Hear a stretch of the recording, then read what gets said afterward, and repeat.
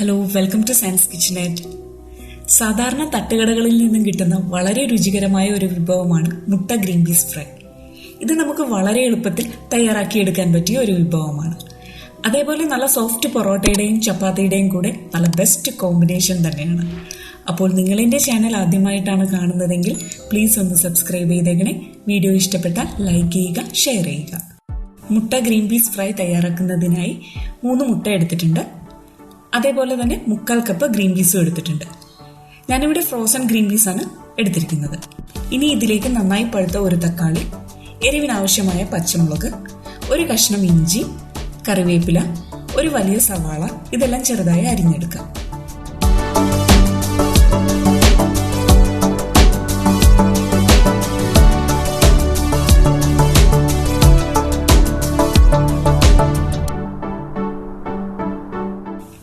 ഇനി ഒരു ബോളിലേക്ക് മുട്ട പൊട്ടിച്ചൊഴിച്ച് ആവശ്യത്തിന് ഉപ്പ് ചേർത്ത് നന്നായി ബീറ്റ് ചെയ്ത് വയ്ക്കാം.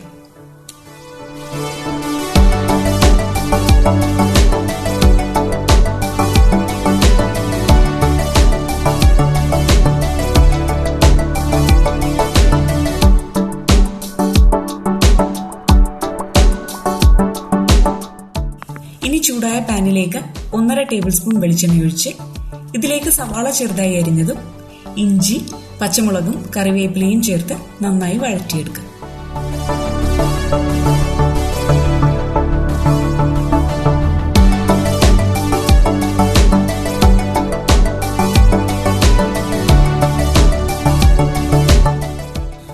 അപ്പോൾ സവാളയെല്ലാം നന്നായി വഴന്നു വരുമ്പോൾ ഇതിലേക്ക് 1/2 ടീസ്പൂൺ മഞ്ഞൾപ്പൊടി, 1/4 ടീസ്പൂൺ കാശ്മീരി മുളക് പൊടി, 1 ടീസ്പൂൺ ഗരം മസാലയും ചേർത്ത് പൊടികളുടെ പച്ചമണം മാറുന്നത് വരെ നന്നായി വഴറ്റിയെടുക്കാം.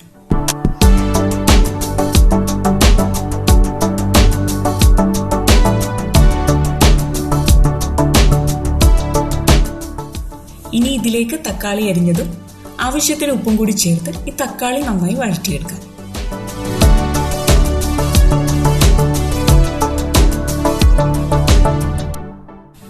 അപ്പോൾ തക്കാളി നന്നായി വെന്ത് വന്നിട്ടുണ്ട്.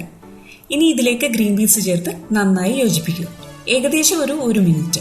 സാധാരണ ഡ്രൈ ആയിട്ടുള്ള ഗ്രീൻ പീസ് ആണെങ്കിൽ ഒരു 6-7 മണിക്കൂർ വെള്ളത്തിൽ കുതിർത്തെടുത്തതിന് ശേഷം ഉപ്പും കുറച്ച് വെള്ളവും ചേർത്ത് മീഡിയം ഫ്ലെയിമിൽ വെച്ച് കുക്കറിൽ ഒരു വിസിൽ വരുന്നത് വരെ വേവിച്ചെടുക്കുക. ഗ്രീൻ പീസ് വെന്ത് കുഴഞ്ഞു പോകാതിരിക്കാൻ ശ്രദ്ധിക്കുക. ഇനി 1/4 കപ്പ് വെള്ളം ചേർത്ത് ലോ ഫ്ലെയിമിൽ വെച്ച് ഗ്രീൻ പീസ് 5 മിനിറ്റ് വേവിച്ചെടുക്കാം. ഞാൻ ഫ്രോസൺ ഗ്രീൻ പീസ് എടുത്തിരിക്കുന്നത് കൊണ്ടാണ് 5 മിനിറ്റ് വേവ് പറയുന്നത്.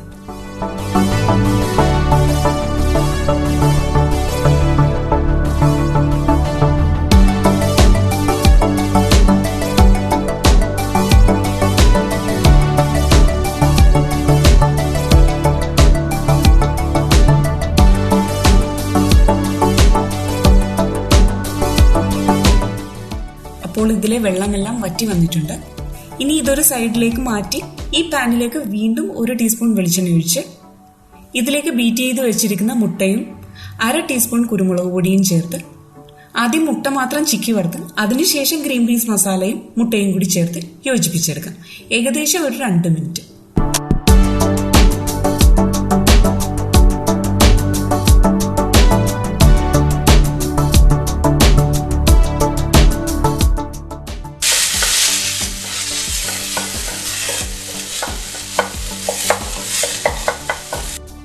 അപ്പോൾ നമ്മുടെ വളരെ രുചികരമായ തട്ടുകട സ്റ്റൈൽ മുട്ട ഗ്രീൻ പീസ് ഫ്രൈ തയ്യാറായിട്ടുണ്ട്.